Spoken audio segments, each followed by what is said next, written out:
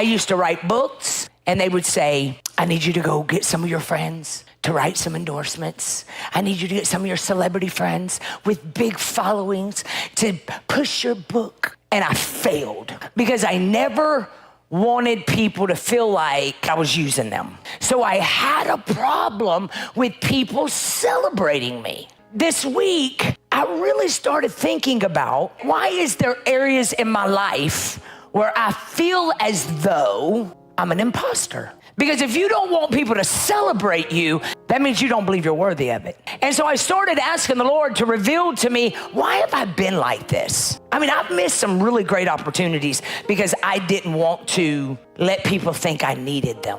It's pride. But the bottom line is, I've always had to do things alone. Because as long as you don't ask people for things, you don't hear no. So all my life, I have built up this wall of I don't want to be celebrated, because somewhere in me, I know that if nobody celebrates me, then I don't have to see who don't celebrate me. And I heard the Lord say, it's because you have an abandonment issues. It's because you're used to people you thought would never leave you, they left. It's because people you brought along with you really didn't even want to see you there, and you brought them anyway.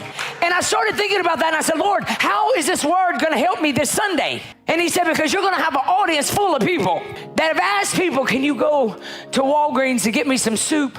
I can't even get out of my bed. And they said, oh, I'm sorry, I'm busy. And so what the enemy does is the enemy gets you to a place where you don't expect nothing. And if you don't expect nothing, you're not walking in the favor and the willing of God. And so what we do is we allow the past to write the story instead of what the past did for us to pivot us. And so what I learned this week is that it's okay to ask, even if you hear a no. If you learn that it's not personal, that's the key. They're hurting you because they're hurting. Does that excuse it? Heck no.